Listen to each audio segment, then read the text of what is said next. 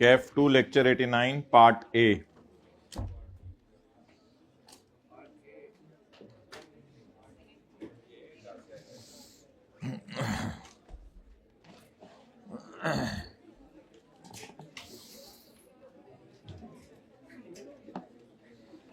जुमा आप लोगों ने पढ़ना होता है या कहीं पढ़ाना भी होता है?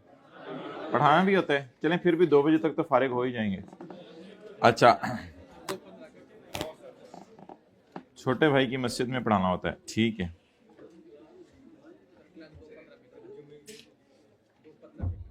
2:15 पे तो नहीं, चलो मिड वे कर लो, 2:05 कर लो।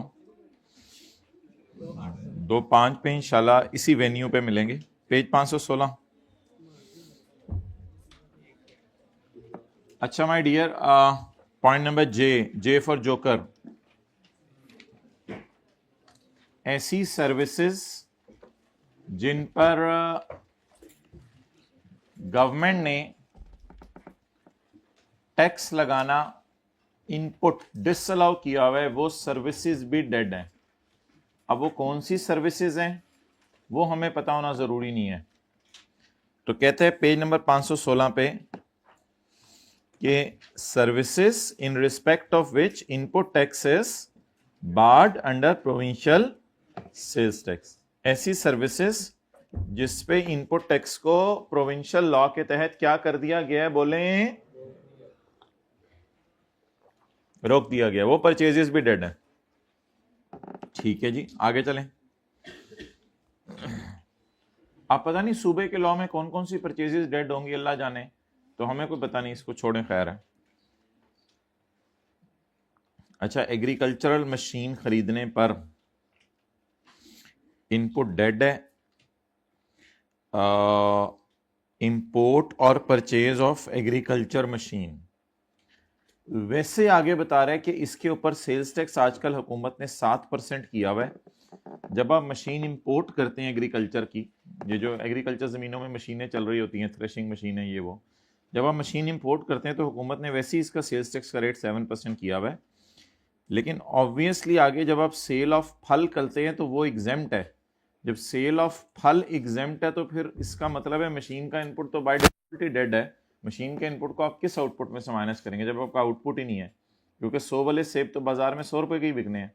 सो सेब पे तो सेल्स टैक्स नहीं है, केलों पे तो सेल्स टैक्स नहीं है, वो तो एग्जेम्प्ट है। तो जब वो एग्जेम्प्ट है तो फिर क्या फायदा है इस इनपुट का? तो इसलिए जो एग्रीकल्चर मशीन आपने खरीदी उस पर इनपुट डेड है। आगे जो 7% लिखा हुआ ना, इसने वैसे ही बताया कि मैं आपको बता दूं कि एग्रीकल्चर मशीनों पे हुकूमत 7% इनपुट लेती है, लेकिन मेरी बात सुन लो, ये है डेड। इंपोर्ट ऑफ मशीन जिस पे 7% टैक्स है shall not be entitled to deduct input. इसका इनपुट आप माइनस नहीं कर सकते। तो ये वैसे ही उसने आगे लिखा हुआ कि जिस पे 7% टैक्स है। कोई बच्चे क्लास के बाद आके पूछते हैं 7% डेड है? नहीं नहीं, मशीन करोड़ की खरीदी, 1,07 लाख आपने दिए, अब वो 7 लाख आपका डेड है क्योंकि आपकी सेल ही एग्जेम्प्ट है। क्लियर? पॉइंट आ सकते हैं। पॉइंट नंबर एल पढ़ें। पॉइंट नंबर एल ये तो पहले करा दिया हुआ आपको। पॉइंट एल पढ़ें भाई, ये तो करा दिया हुआ पहले आपको। कहां से मिला चार्जर? कहां से? रूम 5 से मिला। खड़े हो जाओ। रूम 5 में से लैपटॉप किसने पैक किया था? मैंने खुद पैक किया था। चलो मैं थोड़ी देर में खड़ा हो जाऊंगा।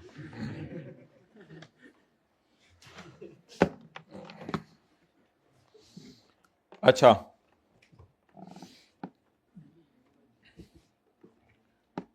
भाई, ऐसी परचेज जिसमें सेलर ने सेल रिकॉर्ड ना की हो और अपनी रिटर्न में शो ना की हो, या ऐसी परचेज जिसमें सेलर ने आपसे 1,18,000 लिए हो लेकिन 18,000 गवर्नमेंट के खजाने में जमा ना करवाए हो, ये परचेजेस भी डेड हैं। ये अल्हम्दुलिल्लाह हमने इस पिछले सफ़े पे इस डब्बे में पढ़ा था, तो वही बात लिखी हुई है। Such goods and services which at the time of filing of return by buyer have not been shown by seller in his return, ये seller ने अपनी रिटर्न में शो नहीं की, और he has not paid the tax due as indicated in his,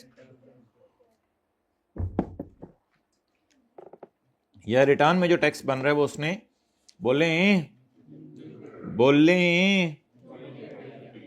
तो ये दो गड़बड़ हुए हैं, नॉट पेड और नॉट डिक्लेयर्ड। Okay next.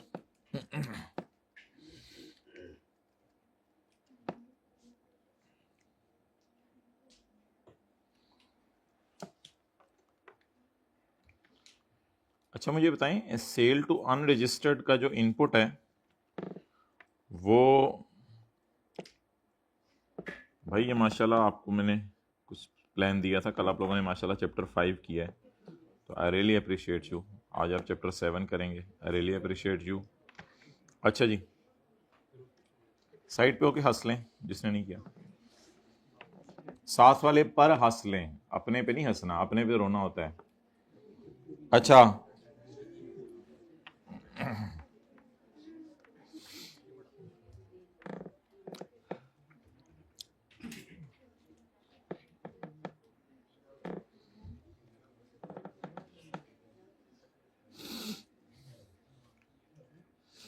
ये अल्हम्दुलिल्लाह पेज 532 पर हमने न्यूमेरिकल किया था।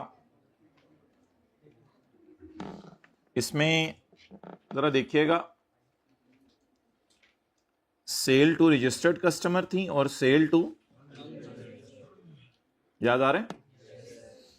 इस 900 जमा 1800 को हम ले गए थे 1700 में, और इसका इनपुट बना था 4, और अल्हम्दुलिल्लाह इस 490 को न्यूमेरिकल के फेस पे आके हमने माइनस कर दिया था, लोअर ऑफ के रिस्ट्रिक्शन से गुजार के। तो बोलें सेल टू अनरजिस्टर्ड का इनपुट फेस पे माइनस करने की इजाजत है।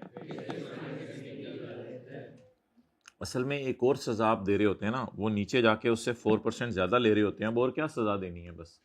तो बोलें सेल टू अनरजिस्टर्ड का, यानी वो गाड़ियां जो कि हुकूमत ने, जो कि होंडा ने बेची हैं बुरे बच्चों को, उनके टायरों का इनपुट तो होंडा माइनस कर लेना, बस जाते हुए एक और सजा दे दे उस बंदे के लिए जो सजा हो, होंडा के लिए तो सजा नहीं होनी चाहिए।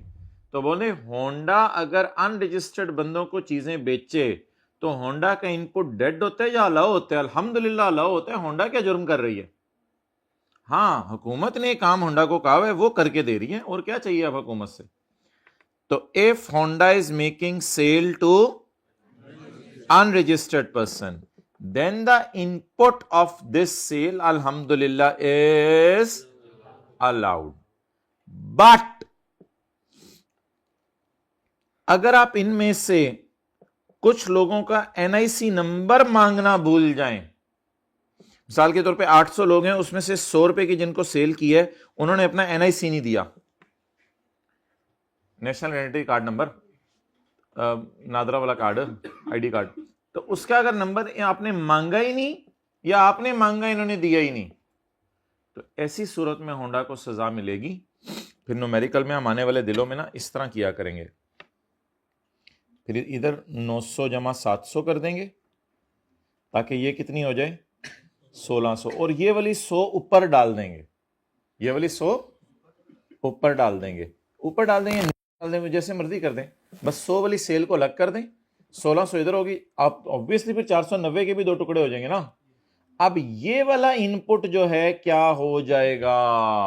डेड हो जाएगा, क्योंकि ये ऐसे अनरजिस्टर्ड बंदे को सेल है जिसका NIC नहीं मांगा।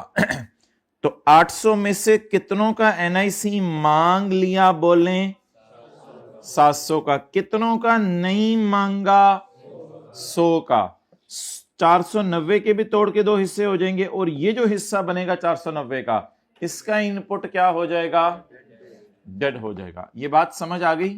कहीं नोट करने की जरूरत नहीं, न्यूमेरिकल में कहीं अप्लाई कर लेंगे। बोलें ऐसी सेल टू अनरजिस्टर्ड, इसकी हेडिंग क्या बनेगी फिर?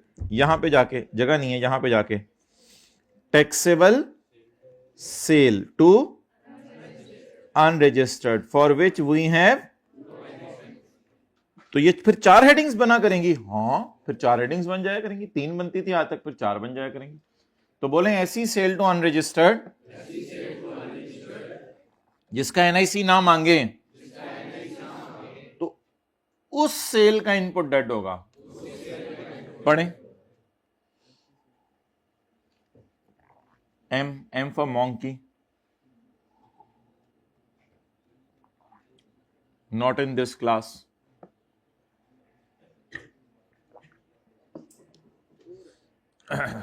प्रोरेटा ही होता है ना, ये प्रोरेटा इसको कहते हैं कि 720 डिवाइडेड बाय 2500 ज़रब 100, ये प्रोरेटा होता है, प्रोरेटा जी, सॉरी 720 डिवाइडेड बाय 2500 ज़रब 100, प्रोरेटा पोर्शन। द इनपुट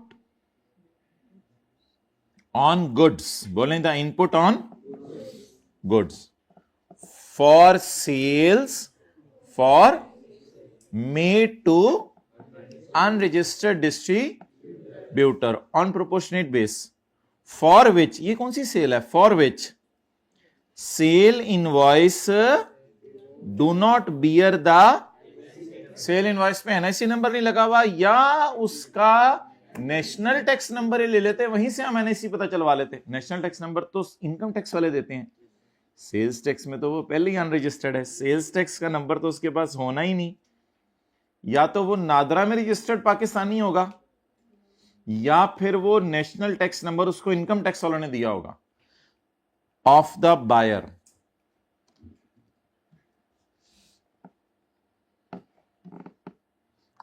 अच्छा, वैसे एक बात आपको बता दूं कि अल्हम्दुलिल्लाह जो सेल टू अनरजिस्टर्ड है, इसका इनपुट अल्लाह का शुक्र है डेड नहीं होता, इसका इनपुट फेस पे क्या होता है, हाँ एग्जेम्प्ट सेल का इनपुट डेड होता है, तो सेल टू अनरजिस्टर्ड का इनपुट डेड नहीं होता। लेकिन ऐसी सेल टू अनरजिस्टर्ड जिसमें एनआईसी ना मांगे, तो उसमें हाइब्रिड में लेट आने पे प्रोपोर्शनेट बेस पर इनपुट क्या कर दिया जाएगा, डेड कर दिया जाएगा। फिक्रा आसान से है, जरा इसकी इंग्लिश पढ़ लें। The input for sale made to unregistered person for which sale invoice do not bear warranty। जी, डिस्ट्रीब्यूटर, अनरजिस्टर्ड डिस्ट्रीब्यूटर। अच्छा जी, पॉइंट 2,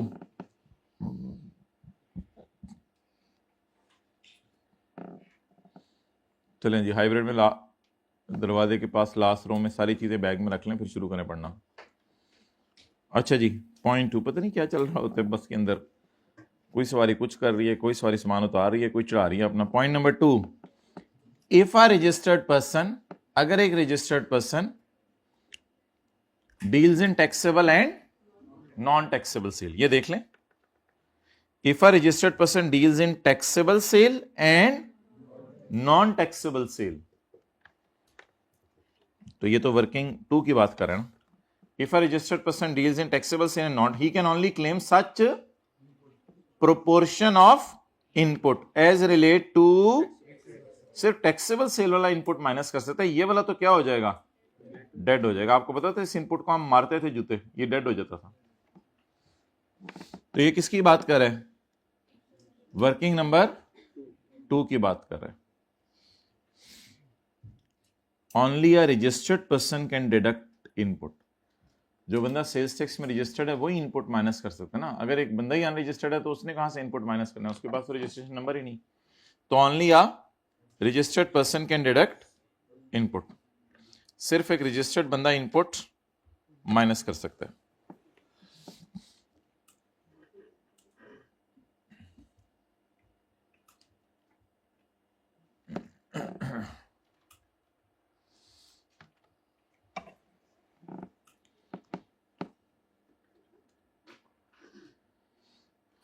अच्छा जी,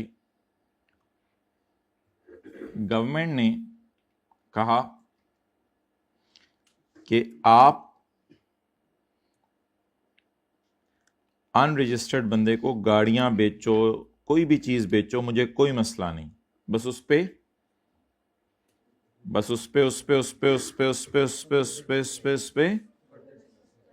तो sale to unregistered is discouraged और अलाउड, अलाउड, बस उनकी जान ले लो, उनकी जान ले लो, उनको 100 वाली चीज कितने की बेचो, 122 की, बस ये करो। अच्छा, ऐसा भी तो हो सकता है हुकूमत गिनी चुनी चीजें अनरजिस्टर्ड बंदे को कह दे कि बेचनी ही नहीं तुमने सिरे से, ठीक है। अब मिसाल के तौर पे हुकूमत कह दे कि ज्यादा महंगी गाड़ी होंडा सिटी और सिविक जो है वो आप बेच दिया करो अनरजिस्टर्ड बंदे को, लेकिन होंडा एकॉर्ड नहीं बेचनी अनरजिस्टर्ड को। अब आपने क्या किया, आपने 600 की होंडा सिटी और सिविक बेची उसे, और ये 1500 हो जाएगा ना, हाँ ये 1500 हो जाएगा ना, और 200 की आपने सेल की टू अनरजिस्टर्ड बंदे को होंडा एकॉर्ड, जो कि हुकूमत ने मना की हुई थी कि बेचनी नहीं, ये तो बेचनी नहीं। आपने एनआईसी भी मांगा, एनटीएन भी मांगा, अल्हम्दुलिल्लाह बिल पे वो सारा भी लिखा, लेकिन आपने चीज ऐसी बेच दी है जो बेचने की इजाजत उसे। अब आपको सजा ये मिलेगी कि इसका थोड़ा सा जो इनपुट यहां बनेगा, जाहिर बात है टोटल करेंगे तो ऐसे करेंगे ना पेपर में, 720 डिवाइड बाय 2500 मल्टीप्लाइड बाय 200, तो इसका जो इनपुट बनेगा वो क्या हो जाएगा, डेड हो जाएगा। ये अनरजिस्टर्ड बंदे को सेल मना की जा रही है, नहीं नहीं नहीं नहीं, अनरजिस्टर्ड बंदे को चीजें बेचें, लेकिन सिर्फ गिनी चुनी चीजें, अगर हुकूमत मना कर दे तो ना बेचें, और अगर बेच दी, अच्छा अगर इनका एनआईसी मांग ले, होंडा एकॉर्ड बेचते और ये बेचते, एनआईसी वगैरह मांग ले, एनटीएन मांग ले, नहीं नहीं नहीं नहीं, ये तो बेचनी नहीं सिरे से। एनआईसी एनटीएन क्या, उस बंदे को भी पास बिठा ले बेशक अपने, उस बंदे को ही ना जाने दे, इसकी आइडेंटिटी करनी होती है ना, तो उस बंदे को ही अपनी पूरी उम्र अपने पास बिठाई रखें, फिर भी आपको इनपुट माइनस करने की इजाजत नहीं है।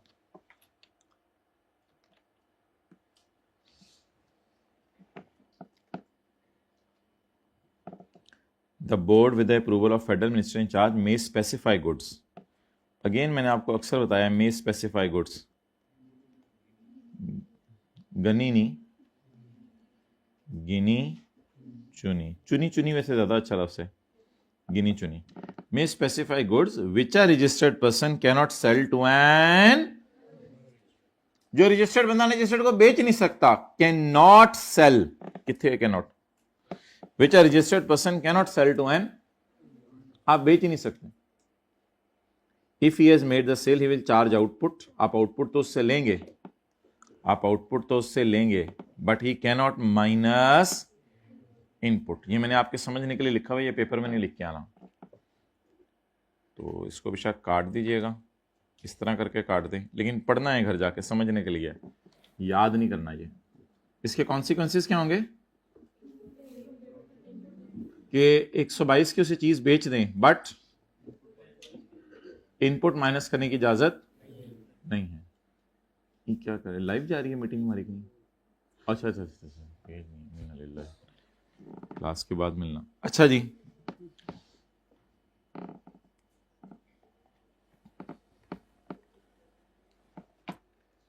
अच्छा ये दो हैं, 0.6 और पॉइंट नंबर एम में मैं आपको डिफरेंस बता दूं। वैसे रूल सुन लें क्या है, अल्हम्दुलिल्लाह सेल टू अनरजिस्टर्ड करने की इजाजत है, और इसका इनपुट भी फेस पे जाके माइनस करने की,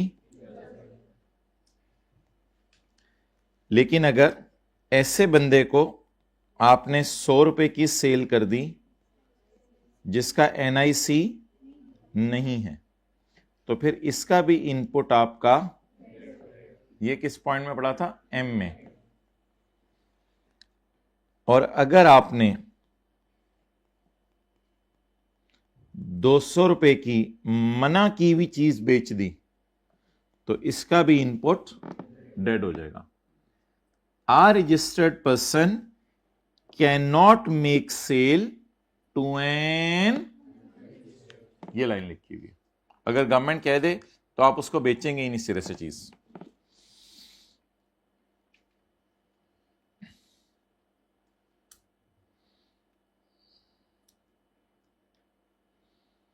अच्छा जी, page 518, certain transactions not admissible.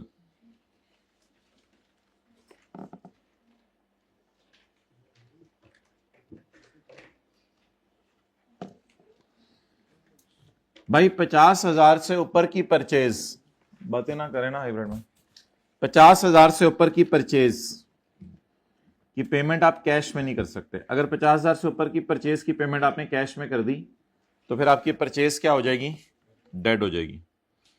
इसको हमने ये 1-2 दिन पहले न्यूमेरिकल्स में किया है, ये भी न्यूमेरिकल्स में करके आए थे। इस पॉइंट को मैंने लिखा था सेक्शन 73, ये हमने किया था पेज 547 पे न्यूमेरिकल, हमने कैश जमा करवा दिया उसके अकाउंट में, तो इस वजह से हमने कहा था सेक्शन 73 की रोशनी में ये परचेज डेट है। देखें 50,000 से ऊपर है, ये वजह थी। Payment for a transaction exceeding 50,000 in aggregate, यानी total payment to a single supplier in a tax month, एक महीने में। पेमेंट फॉर आ ट्रांजेक्शन, लेकिन ट्रांजेक्शन सिंगल होनी चाहिए। कोई एक चीज आप खरीदने गए एक सप्लायर से इन अ मंथ, एक्सक्लूडिंग बिजली के बिल, बिजली के बिलों की खैर है, shall be made by cross check or other banking channel, otherwise input will be disallowed to buyer। Honda ने 1,18,000 के टायर खरीद लिए, क्या करें जी, 1,18,000 के टायर खरीद लिए कैश में, क्या करें, परचेज रिकॉर्ड करें, डेड करें? भाई हमारे पास बिल है, उसमें हमारा नाम आ रहा है, अल्लाह का शुक्र है उसने 18,000 गवर्नमेंट के खजाने में जमा करवा दिए हैं, उसने 18,000 अपने सेल्स में डाले हैं, अल्लाह का शुक्र है, सब कुछ है, बिल पे हमारा नाम आ रहा है, हमारा रजिस्टर नंबर आ रहा है, क्यों डेड कर रहे हैं आप? अच्छा कैश में पे किया, सॉरी, मैंने तो कहा सब कुछ ही हमारे पास, आप फिर भी परचेज डेड कर रहे हैं। कर ले हाइब्रिड में बातें, ये पूरे 400 बच्चों का टाइम ज़ाया होता है जब मैं ये जवाब देता हूँ इस तरह, ऑनलाइन वालों का भी, फिर भी बाज नहीं आते। अच्छा जी, payment must be made from the business bank account of buyer to the business bank account of supplier. तो होंडा का भी कौन सा बैंक अकाउंट होना चाहिए, बिजनेस बैंक अकाउंट, और सप्लायर का भी बिजनेस बैंक अकाउंट। और अगर दोनों में से किसी एक ने भी अपने पर्सनल अकाउंट से पेमेंट कर दी या बेगम के अकाउंट से पेमेंट कर दी तो परचेज क्या हो जाएगी, dead. Bank account of both buyer and supplier should be ये बताने हैं आपने, किसको बताने हैं, to the board at the time of registration और through change in particulars of register. Change क्यों करवानी पड़ती है रजिस्ट्रेशन? कई दफा नाम बदल लेते हैं लोग, अपना पता बदल लेते हैं, कई दफा हमने देखा 20 साल की उम्र में जाके पता नहीं क्या होता है, मेरा नाम आज के बाद शौकत नहीं है, आज के बाद मेरा नाम नजमा है। शौकत औरतों का भी नाम होता है माय डियर, शौकत औरतों का भी नाम होता है। आप किस इलाके से आए हो, हाथ खड़ा करें जिन्होंने शौकत पता है औरतों का नाम होता है। ये भाई एक मेरे साथ, एक ही बंदा मुझे काफी है, हम दोनों जी वो तीन मेरे साथ हो गए, शौकत औरतों का भी नाम होता है। ओके, तो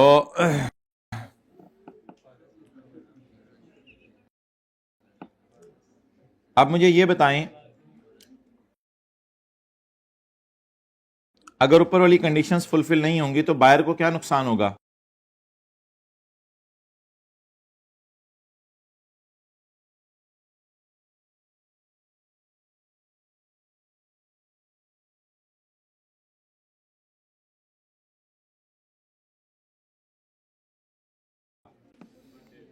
बायर का इनपुट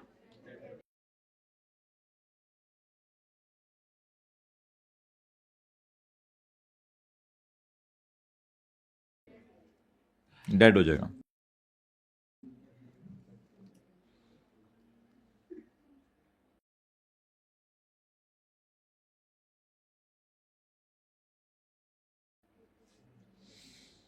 अच्छा जी, सेल बाय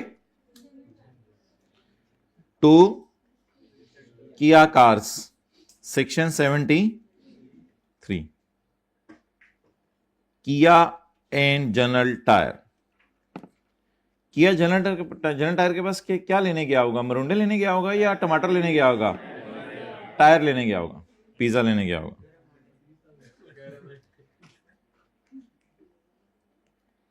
भाई को गर्म अंडे वाले से आप कर लें दोस्ती, वो ऊपर भी मिलने लग गए आप तो। अंडे कहते हैं आप लोग, अंडे कहते हैं, जो भी पसंद करें, अंडे, that has a nice touch. किया शुड, एग्स कहते हैं, दुकानदार को तो अंडा ही कहेंगे। अच्छा जी, किया should make payment exceeding 50,000 through cheque और banking instrument from his bank account to the bank account of the general tyre. And भाई अगली शर्त भी है, पेमेंट 180 दिन में होनी चाहिए। पेमेंट कितने दिनों में होनी चाहिए? 180 दिन में। तो ज्यादा से ज्यादा उधार कितना अरसा किया जा सकता है सेल्स टैक्स में? 180 दिन तकरीबन 6 महीने बनते हैं, या 6 महीने में से 3 दिन माइनस कर लें, 6 महीने में तो 183 दिन होते हैं, तो तकरीबन 6 महीने बनते हैं। ज्यादा से ज्यादा लंबी क्रेडिट परचेज कितनी है? 180 डेज। लेकिन इनकम टैक्स में तो 3 साल की इजाजत थी, इनकम टैक्स में तो बहुत लंबी इजाजत थी। शायद आपको याद हो, हमने एक दफा पढ़ा था, अगर आपने खर्चा रिकॉर्ड कर लिया है और अगले 3 साल तक पे नहीं किया, तो चौथे साल जाके उसे इनकम में क्या कर दिया करेंगे? ऐड कर दिया करेंगे। तो इंशाल्लाह अब ये वाली एडजस्टमेंट न्यूमेरिकल्स में बहुत टेस्ट हो रही है, 180 डेज वाली, कि जनरल टायर को चाहिए कि जिस वक्त डील करे उस वक्त जो है वो किया गाड़ी वाले को कहे, होंडा वाले को कहे, यार पैसे मुझे कितने दिनों में दे जाना? 180 दिनों में। If any of the above condition is violated, input will be disallowed to किया। किया को इनपुट माइनस करने की इजाजत नहीं है। अच्छा देखें, काफी सारे ध्यान रखने हैं, काफी सारे ध्यान रखने हैं। 50,000 से ऊपर की पेमेंट बैंक वगैरह से करें, अपने बिजनेस बैंक अकाउंट से करें, दूसरे के बिजनेस बैंक अकाउंट में करें, और पेमेंट कितने दिनों में करें? 100। अब सारी मिला जुला के बातें पकड़े तो बहुत ज्यादा बातें बन गई हैं। परचेज रिकॉर्ड करने के लिए बहुत ज्यादा शराइत हैं। अगर आप सिर्फ जो है वो होंडा एटलस कार की बात करें, तो जब ये जनरल टायर से बिल बनवाए तो होंडा का इसमें नाम लिखा होना चाहिए, होंडा का रजिस्ट्रेशन नंबर लिखा होना चाहिए, होंडा को पेमेंट 50,000 से ऊपर चेक से करनी चाहिए, अपने बैंक अकाउंट से करनी चाहिए, बिजनेस वाले उसके बिजनेस बैंक अकाउंट में करनी चाहिए, पेमेंट 180 दिनों में करनी चाहिए, अगले को वो पैसे हुकूमत के खजाने में जमा करा देने चाहिए, अगले को इसको अपनी सेल में डाल देनी चाहिए। ये सारा अजाब पूरा होगा कहीं जाके, तो फिर जाके हम कहेंगे मरहबा मरहबा मरहबा होंडा, ये परचेज ऐसी है जिसको हार पहनाया जाए और इसको इनपुट की कैलकुलेशन में डाल लिया जाए, बात खत्म हुई। If any of the above condition is violated, input will be disallowed to किया। तो किया को इनपुट माइनस करने की इजाजत नहीं है। अच्छा, मैंने अभी तक ना यहां तक पढ़ा है, लेकिन आपको कुछ करने की जरूरत नहीं। ये वाली बात भी पढ़ लेते हैं ताकि ये खत्म हो जाए, फिर ये शुपिंग शुपुंग जो रह जाएगा ना, ये बाद में देखते हैं। The payment for credit transaction should be made with in 180 days. तो उधार वाली ट्रांजैक्शंस में कहां तक गुंजाइश है पेमेंट की? Of issuance of tax invoice, tax invoice issue करने के बाद। If condition is not fulfilled, buyer will not be entitled to claim input. Buyer को इनपुट माइनस करने की इजाजत नहीं है। चलें जी,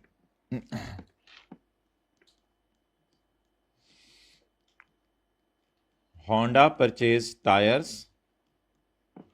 ऑन 2 जनवरी 2024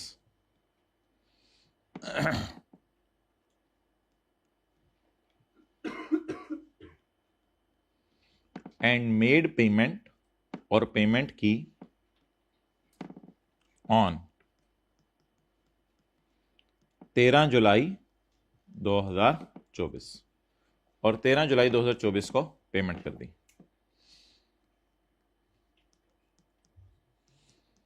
जनवरी में आप इस परचेज को क्या करेंगे? रिकॉर्ड। जनवरी में क्या करेंगे? इस परचेज को रिकॉर्ड। अच्छा जी, अब 180 दिन गिनना शुरू करेंगे, लेकिन इसमें 2 जनवरी से आगे गिनना शुरू करें। 2 जनवरी को नहीं गिनना, 3 से गिनना शुरू करें। तो पहला महीना उंगलियों पे गिन लिया करें। भाई मेरी बात सुनिएगा जरा गौर से, पहला महीना उंगलियों पे गिन लिया करें।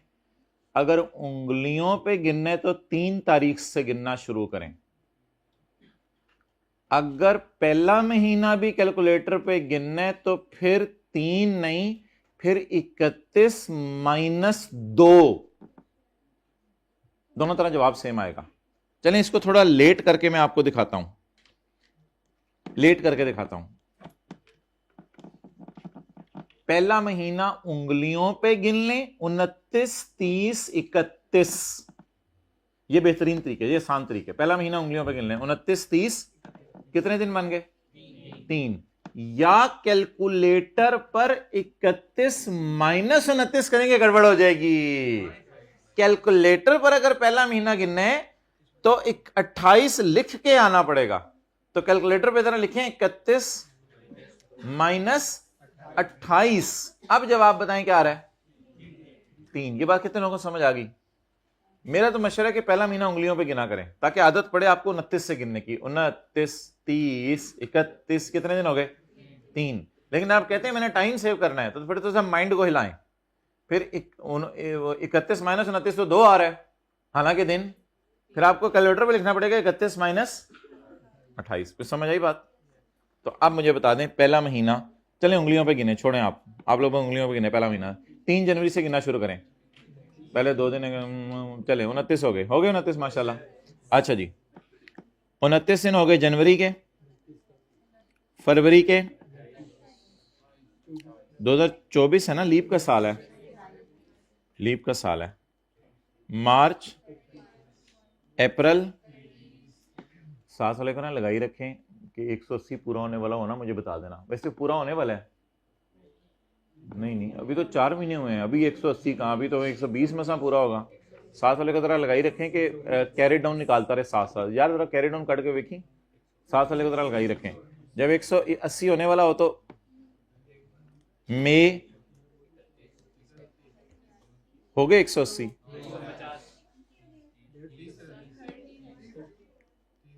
जून, यार इसको थोड़ा सा मजे की एग्जांपल करें, इस तरह तो मजा नहीं आएगा। इधर 4 जनवरी कर दें, इधर 4 जनवरी कर दें, तो 31 माइनस 4, 27। अच्छा अब बोलें, अभी 180 पूरे हुए? नहीं हुए, नहीं हुए। अब करें,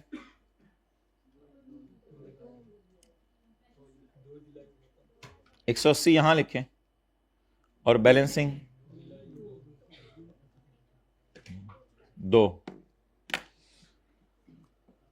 2 जुलाई आखिरी दिन था पेमेंट का। 2 जुलाई आखिरी दिन था।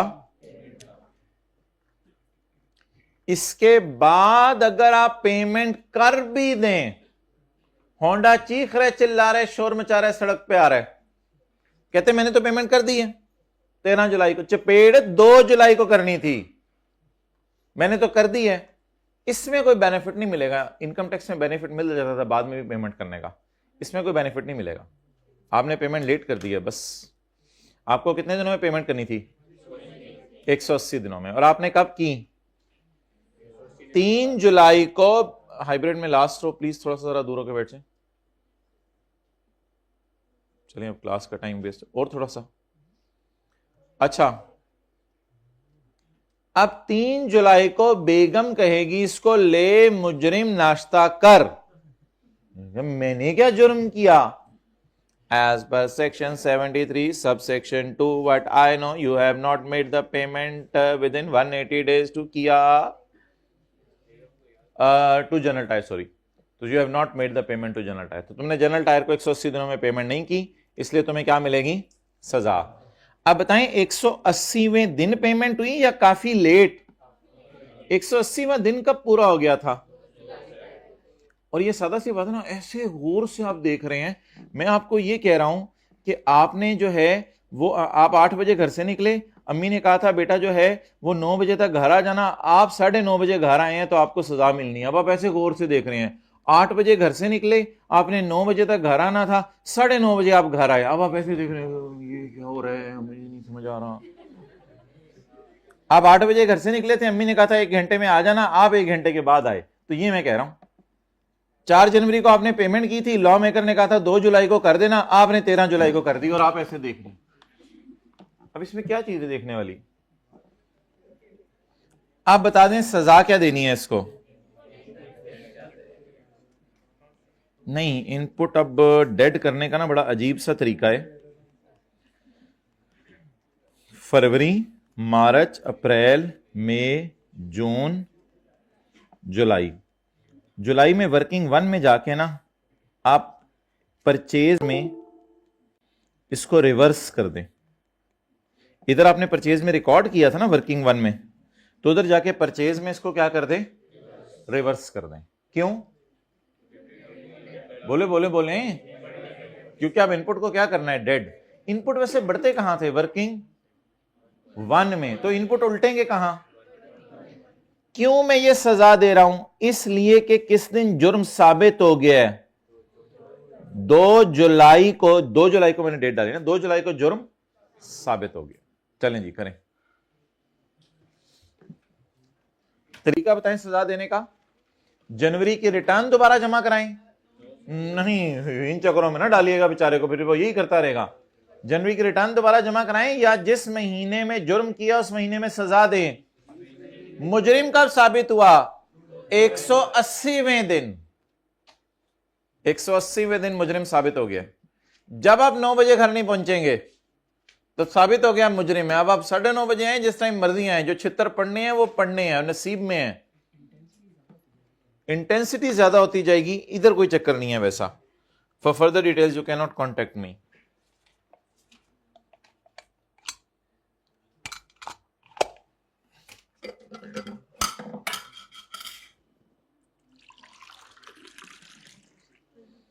लस्सी ज्यूम करके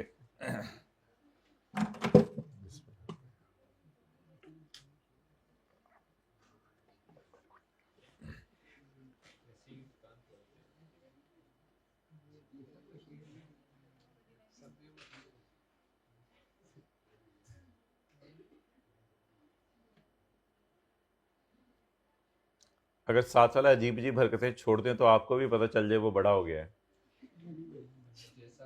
लेकिन थोड़ी थोड़ी देर बाद कोई ऐसी हरकत कर देते हैं, बंदा कहे यार बड़ा हो जा, तेरी मेहरबानी। कभी बॉल पॉइंट मुंह में डाली होती है, कभी कागज खा रहा होता है, कभी पता नहीं क्या क्या कर रहा होता है।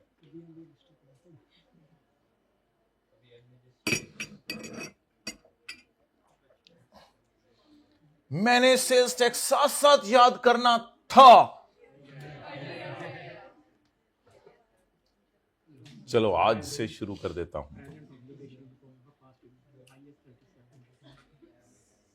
ओके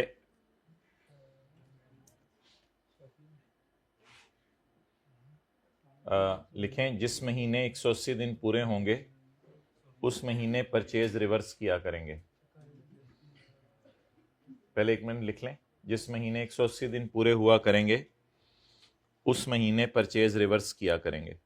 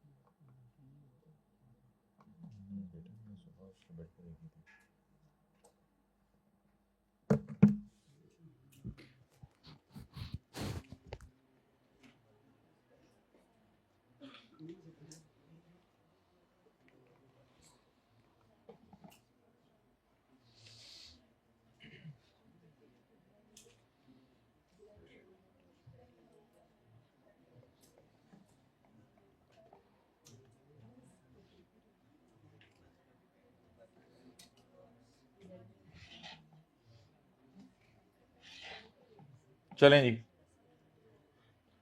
उधार की पेमेंट कितने दिनों में करनी है?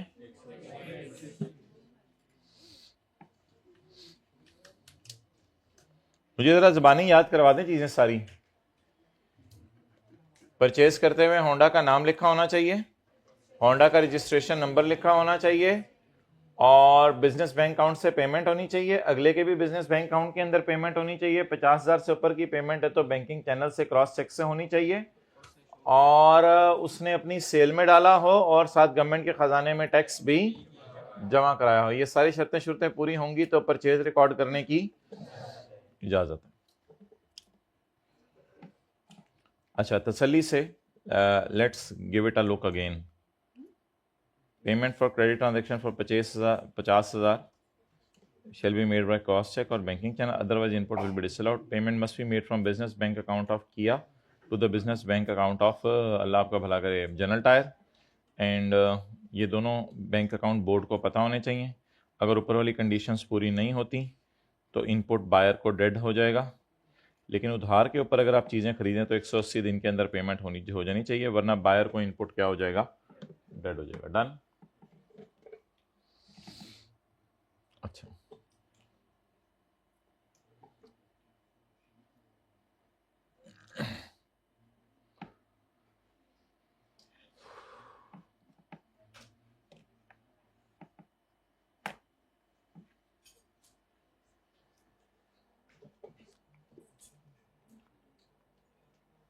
अच्छा, अगर ये सजाएं तो आपने दे दी होंडा को या किया गाड़ी वालों को, अब सजा दें, इनको उठा दें जरा, सही तरह उठें. अब सजा दें जनरल टायर को. जनरल टायर को आपने तब सजा देनी है जब जनरल टायर अपने बैंक में पैसे रिसीव ना करे. उसमें जनरल टायर का ही कसूर है. जनरल टायर ने कैश में पेमेंट क्यों पकड़ी,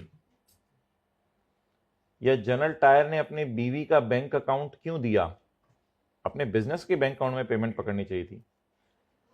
अगर जनरल टायर पेमेंट पकड़े कैश में या अपने बैंक में ना मंगवाए पैसे अपने बिजनेस बैंक अकाउंट में, तो जनरल टायर को क्या सजा दें भाई. जनरल टायर को यह सजा मिलेगी कि जब वो अपनी रिटर्न जमा कराएगी ना, अपनी रिटर्न, ये कौन बोल रहे चिनमिन, तो जब वो अपनी रिटर्न जमा करवाएगी, तो जब वो वाले टायरों की सेल डालेगी जो सेल इसने किया गाड़ी वालों को की है, जिसमें इसने किया से बैंक में अपने पैसे नहीं मंगवाए बल्कि पकड़ के तिजोरी में डाल दिए, तो जनरल टायर को यह सजा मिलेगी कि उस सेल का इनपुट इसका क्या हो जाएगा, डेड हो जाएगा. उस सेल का इनपुट क्या हो जाएगा, डेड हो जाएगा. सिर्फ उस सेल का इनपुट. और इसका इनपुट क्या होगा, इसका इनपुट टायर तो नहीं होगा, इसका इनपुट तो टायर का रॉ मटेरियल होगा जो इसने खरीदा होगा, वो वाला इनपुट इसका क्या हो जाएगा,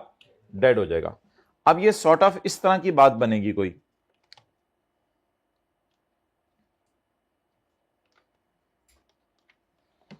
ये इस तरह की बात बनेगी कि फर्ज कर लें ये न्यूमेरिकल है किसका, जनरल टायर का. तो जनरल टायर ने अल्लाह का शुक्र है ये 900 की सेल किया गाड़ी वाले को की है जो रजिस्टर्ड है, लेकिन इस 900 की सेल में से जो है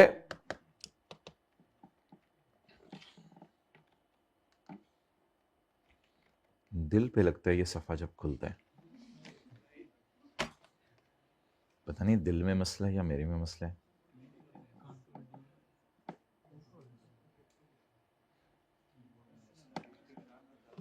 अब जनरल टायर वाले ने रजिस्टर्ड बंदे को सेल किया माय डियर, फिर नहीं चल रहा.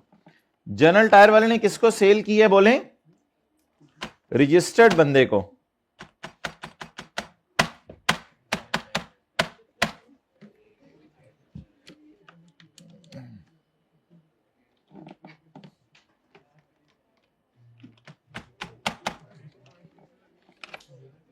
भाई कीबोर्ड पता चलाओ.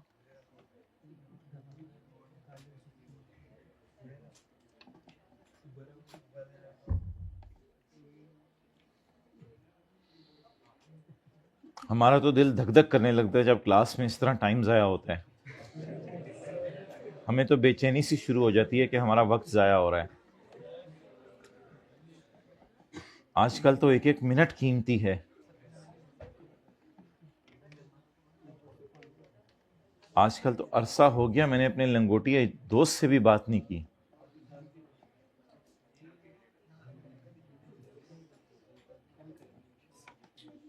क्या वो मैसेजेस गायब करने हो तो क्या क्या आर ये करना होता है ना, तो ये करके उसका नंबर डाल दिया हुआ है. एक ही दफा उसके मैसेज देखेंगे कभी, ताकि नोटिफिकेशंस भी ना आए. अल्हम्दुलिल्लाह, I am proud of my self कि मैं ऐसी चीजें कर रहा हूं अपने फ्यूचर के लिए। अच्छा जी, अब जनरल टायर ने, अल्लाह का शुक्र है, ये 900 की सेल जो है वो किया गाड़ी वाले को की है, रजिस्टर्ड बंदे को की है, लेकिन इसमें से 750 रुपया उसने मंगवाया है अपने बैंक अकाउंट में, रहने दो, और 150 रुपया अपनी तिजोरी में डाला है कैश लेकर। इस 150 को इधर लाके इसका इनपुट क्या कर दिया जाएगा? डेड कर दिया जाएगा। अब जरा बोलें, अगर जनरल टायर, ये वाला हाथ इस तरह रखें, अगर जनरल टायर, थोड़ा सा ऊपर, अगर जनरल टायर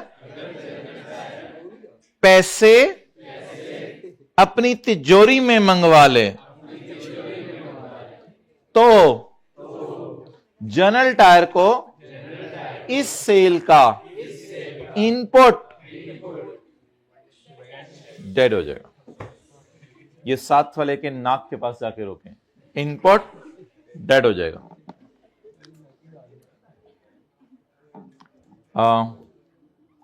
पढ़ें जरा, further seller can not claim input on amount not received इन, ऐसा करें ना, ये ना, ये स्टार डाल के .20 देखें जरा, नजर आ रहे कहां कहां स्टार डाले मैंने?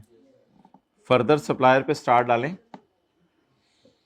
और इसकी ये एग्जांपल है माय डियर, नीचे फर्दर सप्लायर पे स्टार डालें और इसकी ये एग्जांपल है नीचे। अच्छा माय डियर, मेरी डिस्कशन इन्हीं के दरमियान अभी चल रही है। बेचारे किया ने जनरल टायर से टायर खरीद तो लिए, ये हमने थोड़ी देर पहले सजाएं दी थी बायर को, अब हम सजा किसको देने लगे हैं? सेलर को।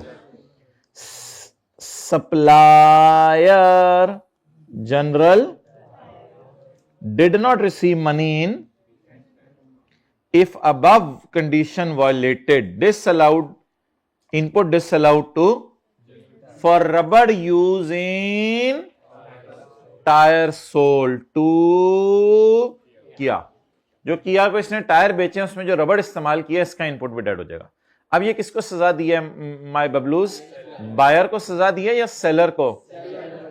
अच्छा, सेलर को हमने पहली दफा सजा दी है। वैसे बायर का इनपुट हमने कब डेड करना है, उसमें तो काफी सारी बातें थी, या उसका नाम ना आ रहा हो बिल पे, उस क्लेवर के अंकल का नाम आ रहा हो तो भी मसला है, या उसका जो है वो रजिस्ट्रेशन नंबर ना आ रहा हो, या वो पेमेंट जो है वो कैश से कर दे, या वो अगला अपनी सेल में ना डाले, या अगला जो है वो हुकूमत के खजाने में जमा ना करवाए और पेमेंट 180 दिनों के अंदर कर दे। ये सारी चीजें बायर के लिए थी कि बायर का इनपुट डेड होगा। आज हम किसका इनपुट डेड कर रहे हैं? सेलर का इनपुट डेड कर रहे हैं।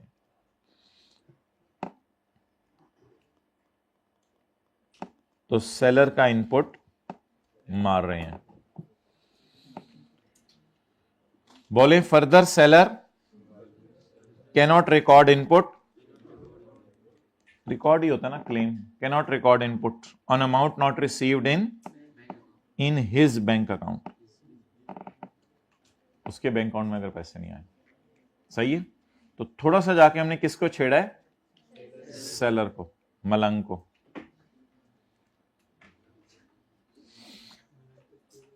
अच्छा, सेक्शन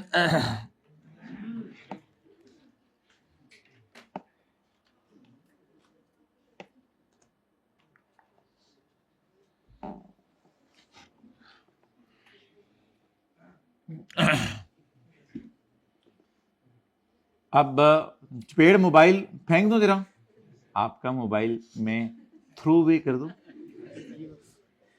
अच्छा भाई, 2 तरीके होते हैं ना, एक तो ये तरीका होता है आओ मेरे साथ खाओ खाना, ठोंस लो मुंह में, एक ये तरीका होता है आइए बैठिए मेरे साथ खाइए, रिस्पेक्ट दिया करें लोगों को।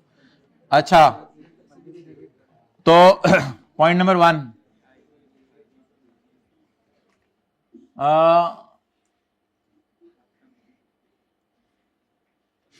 जनरल टायर ने, हाथ यहां तक लाएं, जनरल टायर ने, स्विंग कर दें बॉल, जनरल टायर ने हुकूमत को जाके कहा कि हुकूमत यार वो तो ठीक है, किया वाले आते जाते रहते हैं, कई दफ़ा पैसे उन्होंने तिजोरी में मेरे जमा करवा दिए, वो फिर मैं गलती भी होगी मेरे से, लेकिन कुछ ना बुरे बच्चे भी आते हैं। अच्छा फिर क्या हुआ? नहीं नहीं आते हैं ना, मैं क्या बताऊं, कोई कोई अनरजिस्टर्ड भी आते हैं मेरे पास। अच्छा तेरे पास अनरजिस्टर्ड भी आते हैं? हाँ वो भी आते हैं। फिर वो लाते ही पैसे हैं, उन्होंने अपने बैंक अकाउंट तक नहीं खुलवाए हुए। अच्छा ना अपने आप को रजिस्टर करवाया ना बैंक अकाउंट खुलवाए हुए। बोल फिर क्या चाहता है अब तू? कहते हैं यार वो लोग कैश लाते हैं, अब वो तो कैश मुझे तिजोरी में डालने दो। हुकूमत ने कहा नहीं चलो थोड़ी सी गुंजाइश दे देते हैं, अगर कोई बुरा बच्चा आया उसने अपना बैंक अकाउंट भी नहीं खुलवाया और आपके पास ब्रीफ केस में कैश रख के ला रहा है, तो वो कैश अपने बैंक में डिपॉजिट करा देना। वो कैश अपने बैंक में क्या करना? तो फिर तुम्हें जो बुरे बच्चों को टायर बेचे हैं, अल्लाह का शुक्र है उनका इनपुट भी माइनस करने की इजाजत है, कोई मसला। लेकिन अगर एक रजिस्टर्ड बंदा कैश ले आए तो वो अगर तुम अपने बैंक अकाउंट में जमा भी करवा दो जाके, अब ट्रांजैक्शन में इधर थोड़ा सा मसला होगा कि बैंक अकाउंट से बायर के पैसे नहीं निकलेंगे क्योंकि बायर ब्रीफ केस में पैसे लाया है, लेकिन सेलर के बैंक अकाउंट में सेलर जाके जमा करवाएगा, डिपॉजिट स्लिप जमा करवा के जमा करवाएगा। तो ऐसी सूरत में फिर आपको क्या रिकॉर्ड करने की इजाजत है? इनपुट रिकॉर्ड करने की इजाजत है, कोई मसला नहीं। पहले जरा मुझे पढ़ने दें, फिर उसके बाद आगे चलते हैं। Sale by general tier two, यहां रिलैक्स हो जाए मैं dear, section 73 does not apply. Section 73 देखें, सेल बाय टू यार उत्ते देखो ना, sale by two section 79 73 does not apply का मतलब क्या होता है? रिलैक्स हो जाए। ये क्या सिनेरियो है, ये जरा देखिएगा। अच्छा ये ना दो अलग अलग सिनेरियोज हैं, इनको हाईलाइट कर लें। ये किया और जनरल टायर की बातें अब खत्म हो गई, अब किसकी बातें होने लगी हैं? अच्छा बच्चा और जनरल टायर की, या बुरा बच्चा और जनरल टायर की? ये कौन था? अच्छा बायर। ये कौन है? बुरा बायर। अब बुरा बायर और किसकी बातें होने लगी हैं? जैसे दंगल नहीं हो रहा तो दंगल, तो अब दंगल किसका खुलने लगे? बुरा बायर और बायर पेड कैश। सर पकड़ ले, बायर पेड अनरजिस्टर्ड पुत्र तेरा सर कितने फड़ हदुती है। आई एम सेइंग सर पकड़े एंड ही इज नॉट पकड़िंग sir, what should I do with this sir? Buyer paid cash, बाल खराब हो गए, तू बड़ा शादी पे जा रहा है। बायर पेड कैश, बायर ने क्या पे किया? कैश पे किया। And general tyre deposited it in bank account, general tyre ने ये पैसे बैंक अकाउंट में जमा करवा दिए।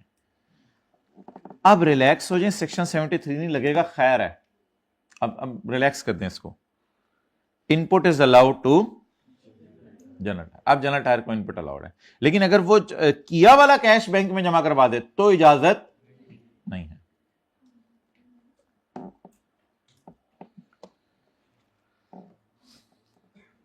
सेक्शन 73 इज नॉट लागे। बोलें भाई, ये मत कहें कि रात को 10:15 बजे मैसेज आया कि होमवर्क के अंदर भी एक सवाल करके आना है, और आधों ने तो वो मैसेज पढ़ा भी नहीं, तो उनकी तो मैं बात ही नहीं कर रहा। उससे पहले एक क्लास के अंदर मैंने आपको बता दिया हुआ था कि ये सवाल इस दिन होमवर्क में है।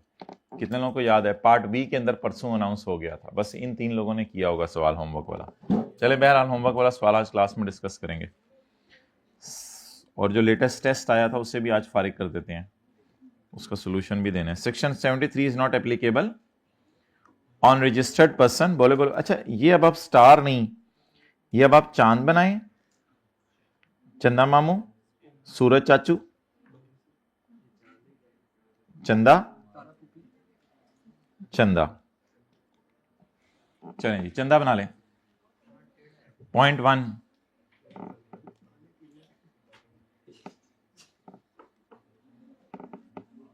चंदा बना लिया? चंदा नीचे भी ले आए, ठीक है, इसके कई तरीके होते हैं, साइन ही बनाने ना, कोई डब्बा बना के इस तरह बना लें साइन, ये डब्बा बना के इस तरह बना लें, क्रॉस से फिर आप कंफ्यूज होंगे, ये लें डब्बा बना के इस तरह बना लें, तो बस लिंक ही करना होता है ना चीजों को। सेक्शन 73 नहीं लगेगा। On on on on on on on on on on on on on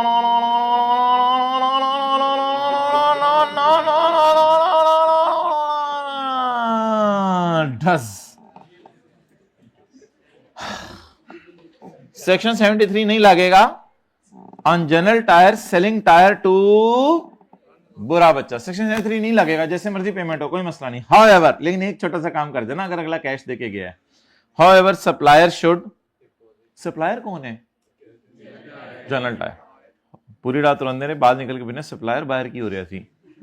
however supplier, ऐसा भी होता है जिंदगी में, शोहर का नाम भी शौकत हो, बीवी का नाम भी शौकत हो, शौकत शौकत से निकाह करेंगे तो इसलिए हो सकता है। हाउएवर और भी ऐसे नाम है, बताएं आप लोग। नसीम, नसीम, और शमीम, पता नहीं है मुझे नहीं, मुजम्मिल। चलें जी आगे चलें। हाउएवर, अच्छा इसमें कोई बुरी बात नहीं है, हम तो सिर्फ एक लिस्ट बना रहे हैं। However supplier should deposit the cash in his bank account to claim input tax. Done? So that was all. अच्छा ये सेक्शन जरा मजे का है, इसको कल एक बार रिवाइज भी करेंगे।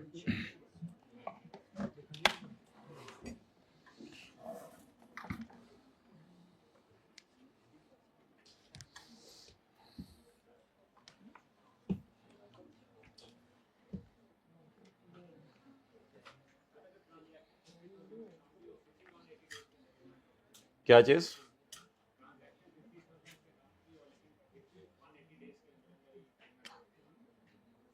जो मर्जी हो। अच्छा जी,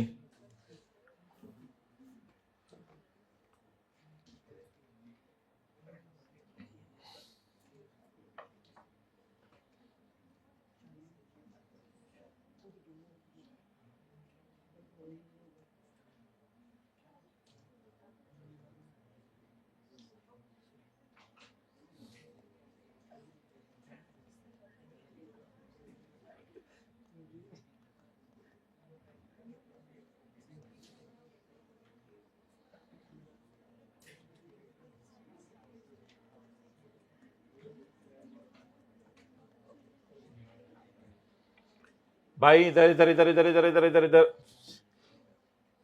उमर ने कासिम को चीजें बेची।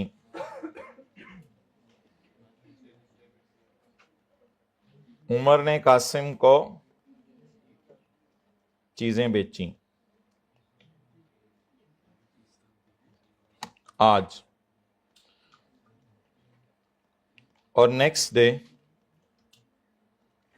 कासिम ने उमर को चीजें बेची। नहीं पागल ही हो, एक बेल की बात है इसमें, कुछ हो जाता है ऐसा। नेक्स्ट डे कासिम ने उमर को चीजी बेची।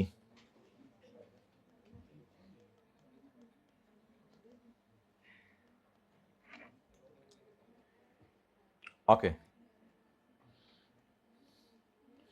नेक्स्ट डे, उससे अगले से अगले दिन क्या हुआ, इन्होंने फोन करके कहा बैलेंस कैंसल, बैलेंस कैंसल, जिसे आप क्या कहते हैं, कॉन्ट्रा एंट्री। बैलेंस कैंसल का क्या मतलब है? नो पेमेंट, एक दूसरे से पेमेंट नहीं हुई, एक दूसरे को पेमेंट नहीं हुई। अब इसका इनपुट भी 18,000 है, इसने भी एक परचेज की भी है, सेल का तो अलग बात है ना। इसका इनपुट 18,000 है, इसका अपना इनपुट भी कितना है? 18,000। क्या ये इनपुट अलाउ होंगे या डिस अलाउ होंगे? क्योंकि 50,000 से ऊपर की ट्रांजैक्शन है और पेमेंट नहीं हुई। अब ये एक लॉ मेकर ने सवाल उठाया, लॉ मेकर ने कहा तुम लोगों ने आपस में नेट सेटल तो कर लिया है, लेकिन 50,000 से ऊपर की पेमेंट है और चेक से पेमेंट, ना एक के बैंक अकाउंट से पैसे गए ना दूसरे के बैंक अकाउंट में पैसे आए हैं, तो कहते हैं ये जो है वो अब गड़बड़ हो रही है। कहते हैं यहां पे 2-3 कंडीशंस वायलेट हो रही हैं। 50,000 से ऊपर की पेमेंट है, पेमेंट हो ही नहीं रही, ना एक के बैंक अकाउंट से पैसे निकल रहे हैं ना दूसरे के बैंक अकाउंट में पैसे जा रहे हैं। तो कहते हैं ऐसी सूरत में बजाहिर आप दोनों का इनपुट मुझे डेड कर देना चाहिए, लेकिन कमिश्नर से इजाजत ले लो कैंसलेशन से पहले। तो फिर इस ट्रांजैक्शन में अगर आप कॉन्ट्रा एंट्री भी कर लो कोई मसला नहीं, लेकिन जब तुम सेल करो तो अपना 18,000 हुकूमत के खजाने में दे देना, और जब तुम सेल करो तो अपना 18,000 हुकूमत के खजाने में देना। हुकूमत का तो 18,000 बनते हैं ना, ये ना कहो हुकूमत भी कैंसिल हो गया, इतनी लुट नहीं मची, हुकूमत कैंसिल हुआ। वो तुम्हारी सेल 18,000 है, तुम मुझे आके टैक्स जमा कराओ, तुम्हारी सेल 18,000 इसमें इंपोर्ट बढ़ाओ, तुम मुझे आके टैक्स जमा कराओ, ये वाला टैक्स तुम मुझे जमा कराओ, ये वाला टैक्स तुम। ये चीजें ही हो रहे हैं। फर्ज करें ये बाईसाइकिल है और ये जो है उसके बाद कोई और मिसाल के तौर पे कटिंग मशीन है, ये चीजें ही हो रहे हैं जो बेची खरीदी जा रही हैं। तो तुम दोनों सेल्स का टैक्स हमें जमा करा दो और कैंसिल करने से पहले कमिश्नर की क्या ले लो, इजाजत ले लो। तो चाहे अब पेमेंट नहीं भी हो रही बैंक के जरिए, बल्कि पेमेंट मेरे ख्याल से बैंक के जरिए क्या हो ही नहीं रही, सिरे से पेमेंट नहीं भी हो रही, तो मेरी तरफ से इनपुट क्या है, अलाउड है। पहले मैं पढ़ता हूं, फिर उसके बाद जो है वो आपको नोट करने का टाइम देता हूं। बोले same party receivable and payable can be set of. इसका मतलब है कि पेमेंट ना भी करें तो खैर है, सेट ऑफ का यही तो मतलब है, कैन बी सेट ऑफ। खैर है, पेमेंट ना करें तो कोई मसला नहीं। हालांकि सुबह से हम चीख रहे हैं पेमेंट बैंक से होनी चाहिए, बैंक से होनी चाहिए, अब कह रहे हैं पेमेंट ही ना करें तो खैर है। अगर sales tax has been charged, bill में सेल्स टैक्स डाल के भेजना, and paid by both parties, किसको, टू गवर्नमेंट लिखे ना, and paid by both parties, किसको किसको, to government, and registered person has obtained the approval of commissioner before. Adjustment कौन सी हुई है, कॉन्ट्रा एंट्री वाली ना, तो कॉन्ट्रा एंट्री वाली एडजस्टमेंट की कमिश्नर से क्या ले लें, इजाजत। अच्छा अब शराइत बताएं कितनी पूरी होनी चाहिए, 3 शराइत पूरी होनी चाहिए। अच्छा बेनिफिट बताएं क्या है, बेनिफिट को मैंने येलो से हाईलाइट कर दिया। शराइत, शर्त number 1, tax has been charged, bill के ऊपर टैक्स मेंशन करें। दूसरी शर्त पेड, दोनों हुकूमत को टैक्स क्या कराएं, जमा करवाएं। और तीसरी शर्त अप्रूवल ऑफ कमिश्नर। अगर ये स्काई ब्लू वाली 3 शर्तें पूरी हो जाएं तो येलो वाली इजाजत आपको अवेलेबल है। वो एंट्रीज तो नोट करने की जरूरत नहीं है, अब मुझे तो ख्याल से बात समझ आ गई है, एंट्रीज क्या नोट करने की जरूरत है, छोड़ें परे।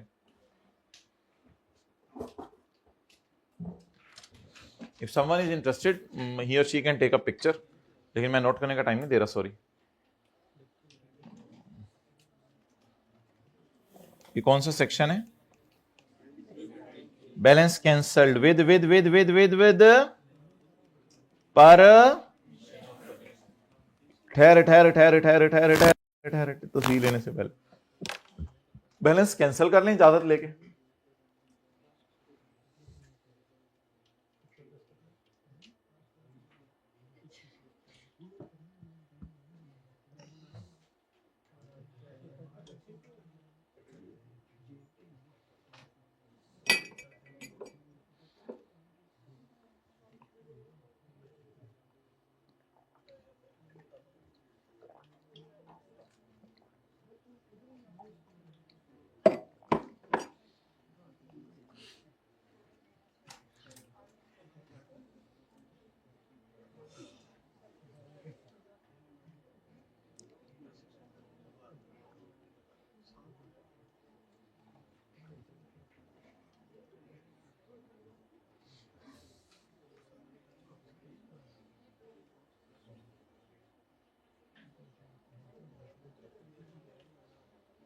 Okay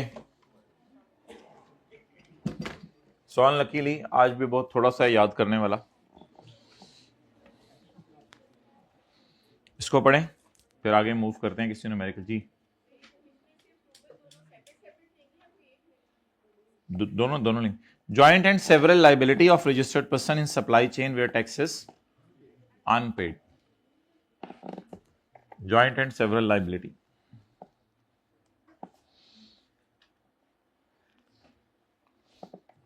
Where a registered person receiving a taxable sale. Receiving a taxable sale. ये तो किया होगा ना. Where किया.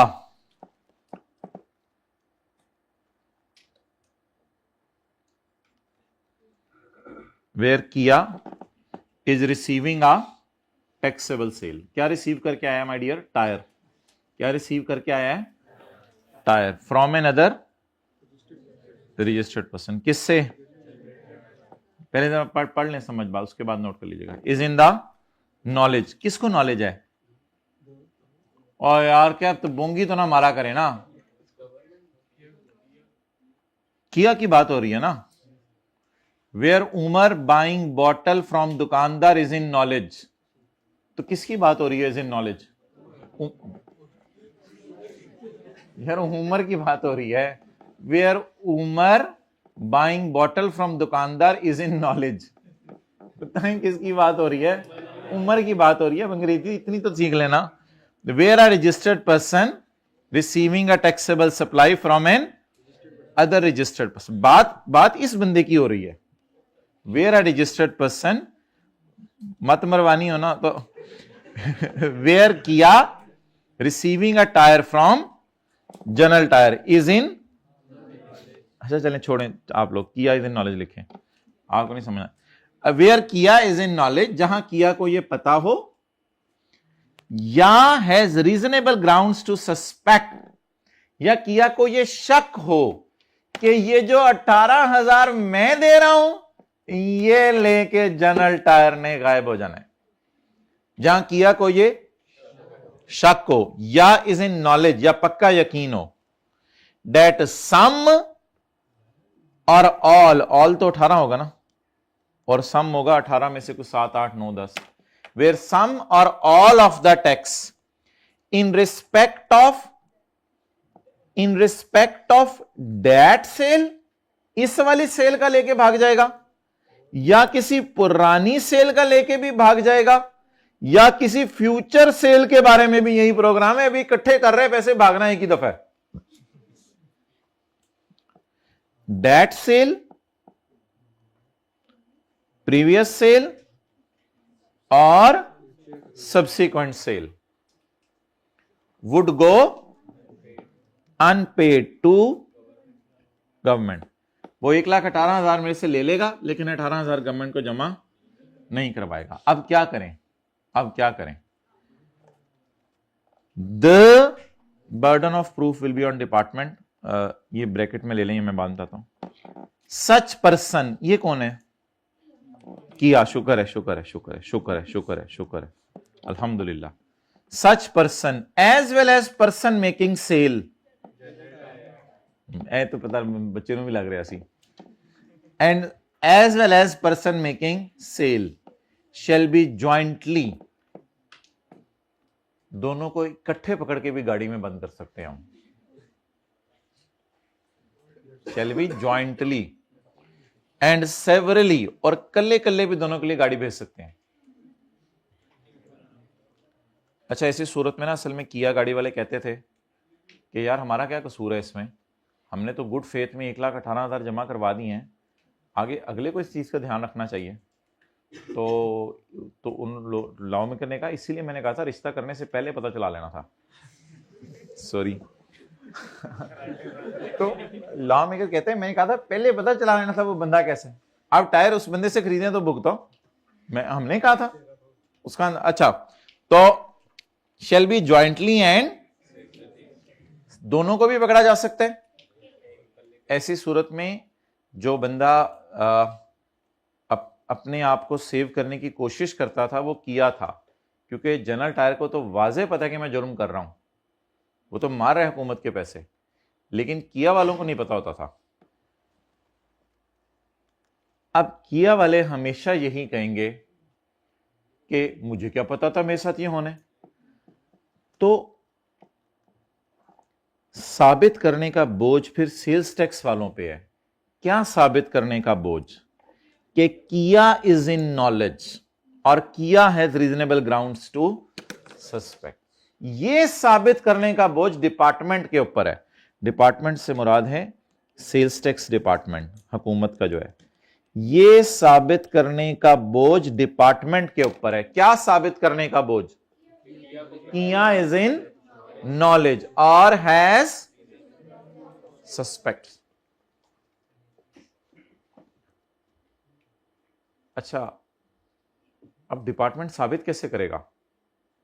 डिपार्टमेंट साबित ऐसे करेगा कि डिपार्टमेंट ये कहेगा कि किया वालों, आपको याद है पिछले साल होंडा ने केस किया था जनरल टायर के खिलाफ और अखबार में बड़ी बात फैली थी और हमने एफबीआर के सिस्टम के जरिए सबको ईमेल्स भी कर दी थी कि जनरल टायर से टायर ना खरीदा करो, वो कुछ पैसे मार रहा है।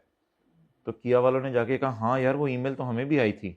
तो आपको तो नॉलेज था इस बात का, आपको तो पहले से ही पता है ये बंदा बदनाम है, आप फिर क्यों ऐसी हरकतें करते हो? इस बंदे के पास क्यों गए थे आपने? तो किया वालों ने कहा नहीं नहीं, हमने समझा था तो तौबा कर ली होगी इसने, और ये है और वो है। और नहीं, डिपार्टमेंट साबित करेगा कि आपको नॉलेज है। ठीक है, तो इसी तरह अगर आप जो है वो कहीं अपने अब्बू को कि अब्बू ये दोस्त मेरा गड़बड़ कर रहा था लेकिन साथ मैं भी पकड़ा गया, अब दोनों थाने में, जरा आ जाए आप। तो अब जाहिरी बात है ज्वाइंटली दोनों को पकड़ के ले गए, दोनों को पकड़ के ले गए। तो अब पुलिस वाले साबित करेंगे उधर जाके कि आपको पता था पहले से ही, आपको पता था, आप इसके साथ जो 5 साल से रह रहे हो आपको पता है। ओके, और इस टाइम गड़बड़ करने में वो था लेकिन पिछली दफा आप भी साथ थे गड़बड़ करने में। And shall be jointly and severally liable for unpaid tax.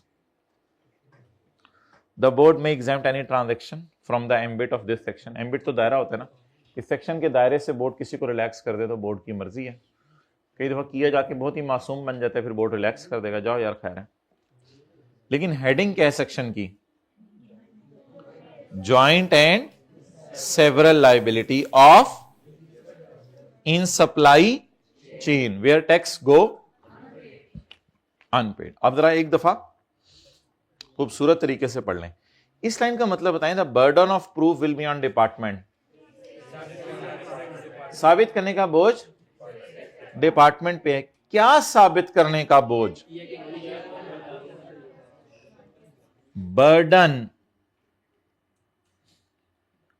Burden of proof को ऐसे डब्बे में डाल के इस चीज को प्रूफ करना है, बल्कि प्रूफ को सर्कल डाल के इस चीज को प्रूफ करने का बोझ। किस चीज को प्रूफ करने का बोझ सेल्स टैक्स वालों के ऊपर है? डेट किया इज इन नॉलेज। भाई लास्ट रो आपका माथा नजर नहीं आ रहा मुझे, हाँ जरा क्लियर करो माथा। शुक्र है क्लास में बैठे हो। किया इज इन नॉलेज और has reasonable grounds to suspect. Done.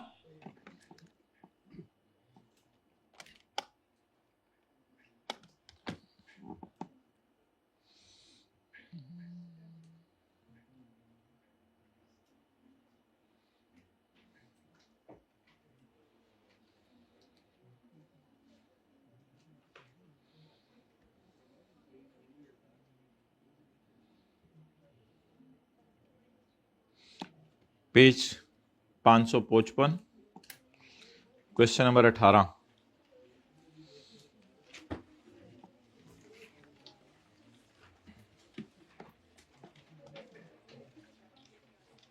अच्छा, कौन सा सवाल होमवर्क में दिया था? चैप्टर 18 का क्वेश्चन नंबर 23। तो उसको जरा 2:05 में हम इंशाल्लाह डिस्कस करेंगे। अगर दिल में आया तो पता नहीं साथ कुछ 24-25 भी रगड़ जाएंगे हम साथ, हमारा पता भी कोई नहीं होता, तो इसलिए उसको जो है वो जरा देख आइएगा सवाल को अच्छे तरीके से। समात corporation sell specialised material to various industrial concerns. The company has entered into following transactions during the month of February 2011। अच्छा, अभी तक समरी सुन लें आज की क्लास में हमने क्या पढ़ा है, सिर्फ इंशाल्लाह 1 मिनट के अंदर। टाइम स्टार्ट्स नाउ, मैं दोस्तों नोट कर रहा हूँ 1 मिनट। आज की क्लास में हमने ये पढ़ा था कि आप अनरजिस्टर्ड बंदे को एनआईसी लिए बगैर अगर सेल कर दें तो आपका इनपुट प्रो रेटा बेस पे डेड होगा। उसके बाद हमने पढ़ा था, इनको मुतवज्जे कर देना, ये सफ़े पलट रहे।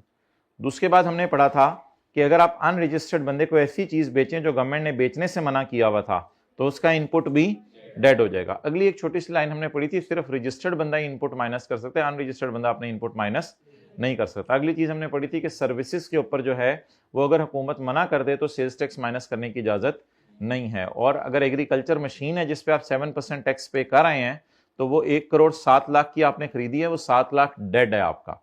ये मोटी मोटी बातें हमने पढ़ी थी। उसके बाद हमने ये पढ़ा था कि 50,000 से ऊपर की पेमेंट आपने बैंकिंग चैनल से करनी है, from business bank account of buyer to business bank account of supplier within 180 days. मोटी मोटी बात जो है वो हमने ये पढ़ी थी। और फिर उसके बाद हमने पढ़ा था अगर ये कंडीशंस पूरी नहीं होंगी तो बायर को इनपुट माइनस करने की इजाजत नहीं है। हो गया ना 1 मिनट, बस इतनी रिवीजन काफी थी। आगे चलें। मैंने समाज कॉर्पोरेशन, रिवीजन के कोई पैसे नहीं, समाज कॉर्प आपसे लिए हुए फीस में। सर समाज corporation supply specialised material to various industrial, the company has entered into the following transactions during the month of February 2011।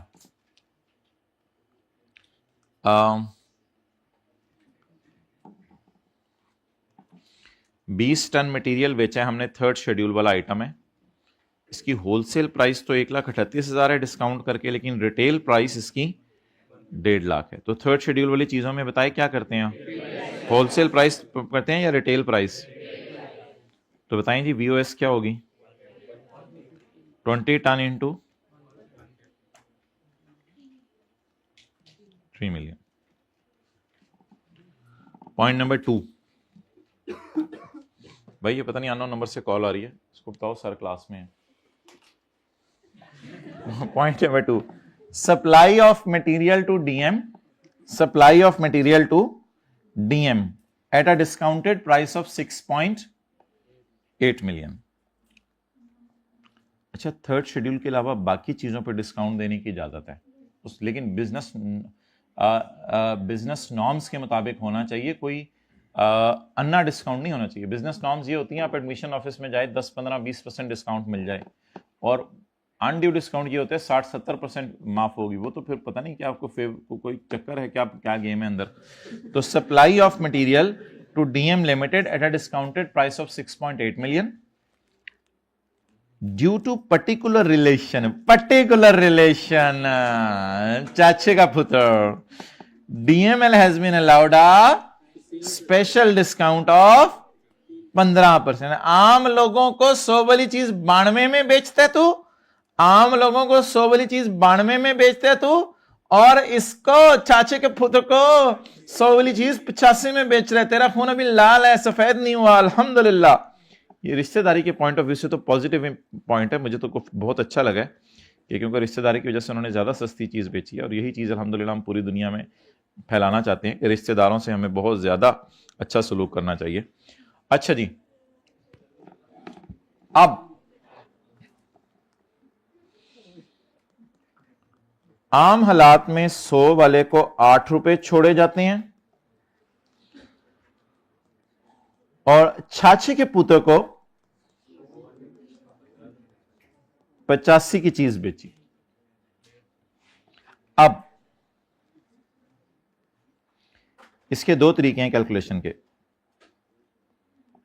एक तरीका यह है कि 6.8 85 पे पड़ा हुआ है, मुझे 92 दे दो। ये तो बिल्कुल शॉर्टकट तरीका है और बेहतरीन तरीका है कि ये 85 पे पड़ा हुआ है और मुझे 92 दे दो। 92 मुझे चाहिए, ये पड़ा 85 पे हुआ है। कैसे सर आपको पता चला 85 पे पड़ा हुआ है? Eight a discounted price of 6 point, जवाब 7.36। और यह लेंथी तरीका, लेंथी तरीके में फिर ऐसे करें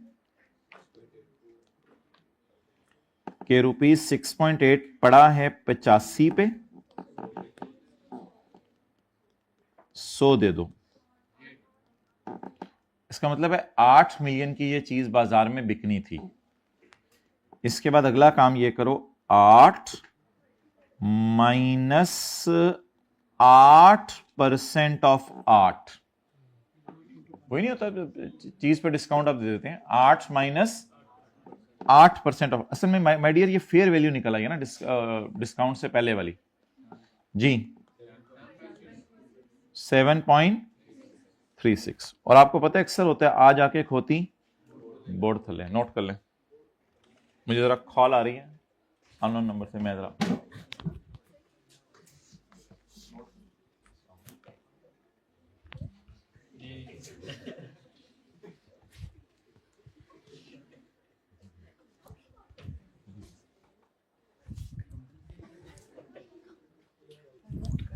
जी जी जी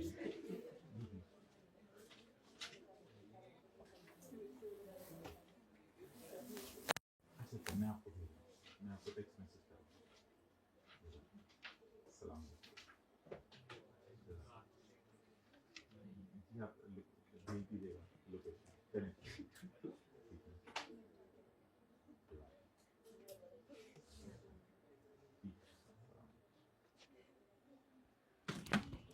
ओके तो भाई एक तरीका तो ये है कि आप सोचें ये फिगर किस पे पड़ी हुई है, 85। ये टेस्ट में आया था, टेस्ट में इसी तरह का आया था, तो ये किस पे कर लो, 92 पे।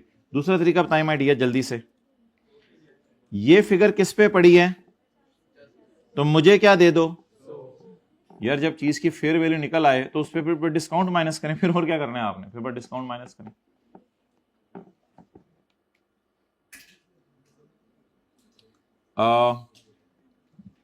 आपका जहन किस तरफ चलना था पेपर में, या चला था पहले तरीके की तरफ या दूसरे की तरफ, पहले तरीके की तरफ। तो इसका मतलब है पास साबित हो, जिंदगी में आप शॉर्टकट्स ढूंढते हैं, अगर प्रॉपर हो तो कोई हर्ज नहीं। आगे चलें,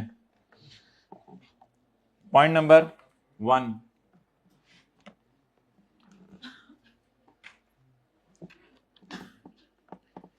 कितने लोग थे कुछ और, लेकिन साथ वाले के साथ बैठ के कुछ और हो रहे हैं आहिस्ता आहिस्ता।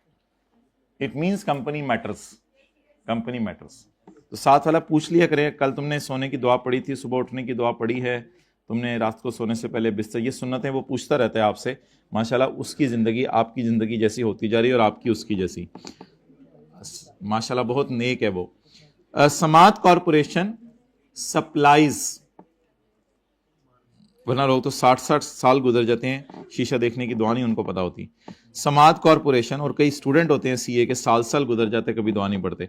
समात corporation supply specialised material to various industrial concern. The company has entered into following transactions during the month of February 2011।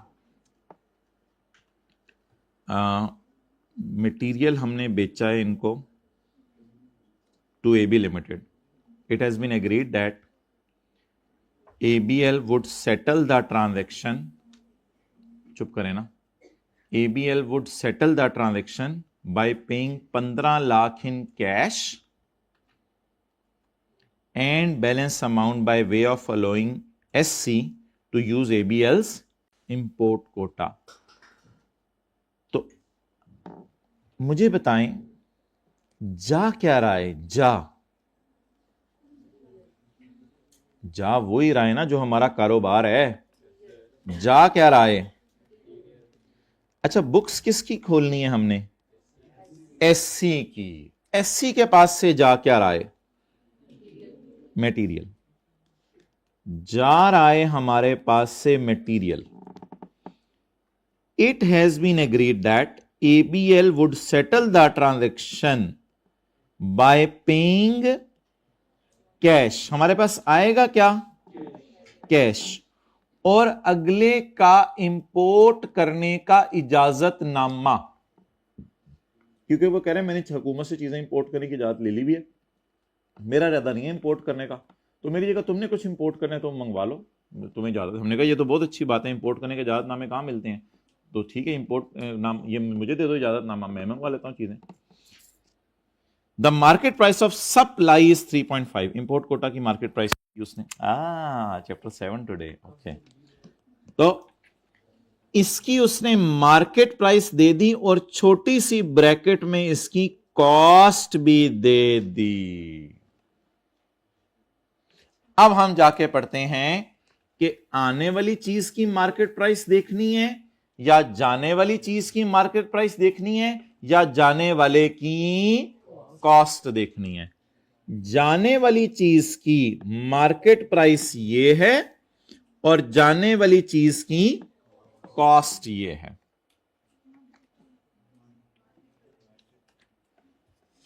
चलें, मुझे निकाल लेने दें, कुछ बच्चे घर से पढ़ के आ रहे हैं, तो बाकी तो कोई हमारे जैसे भी होंगे। If the consideration is fully or part, open market price of supply, cost of supply नहीं, मेड, सप्लाई मेड मैंने लिखवाया था लफ्ज। What is supply made? Material. Now अल्हम्दुलिल्लाह बाकी सारी फिगर्स को इग्नोर करें, और 3.5 इज वीओएस। हमने मटेरियल बेचा है और अगले बंदे ने क्या कहा है? थोड़े से पैसे ले लो, थोड़ा सा कोटा ले लो, इंपोर्ट कोटा। तो अगले बंदे ने पैसे और कोटा भेजा और हमने मुल्तान भेज दिया, मटेरियल भेजा। नोट कर लिया? जल्दी करें।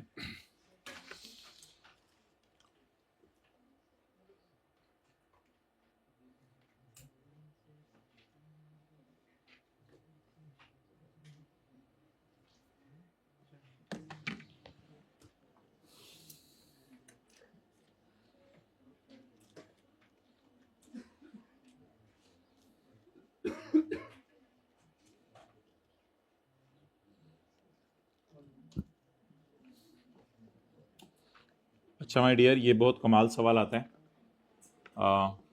और पहले हमने किया है आज क्वेश्चन 18 का ए, अब हम करें क्वेश्चन 20 चैप्टर नंबर 22।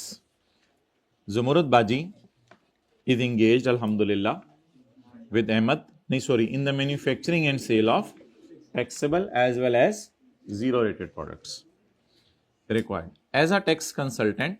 आखिरी रो में as a tax consultant Jumurat Baji को मशवरा दें। जुमुरत बाजी, बहुत महंगा मशवरा मांगे आपने। मैं क्या करूं? द रेमेडी, दिल पे ले देते मेरी बात को। द रेमेडी, मैं क्या करूं? मुझे क्या मिलेगा अब अगर मैं फेल हो जाऊं क्यूएम में? इफ शी फेल्स, मैं क्या करूं अगर मैं फेल हो जाऊं? मैं क्या करूं अगर मैं फेल? बोल अगे बाजी कि फेल हुई हैं। मैं इनपुट माइनस करना भूल गई थी, मैं दीवानी हो गई थी, मैं पागल हो गई थी, मैं इनपुट माइनस करना भूल गई थी, मैं क्या करूं अब? बाजी ने बिठाओ जरा साइड पे, बाजी साइड पे बैठो, सानू लव लैंड दो जरा। मैं क्या करूं? चुप। मैं क्या करूं? मैं क्या बोलनी जा रही है यार, चुप करा यार, तेरी मेहरबानी यार। मैं क्या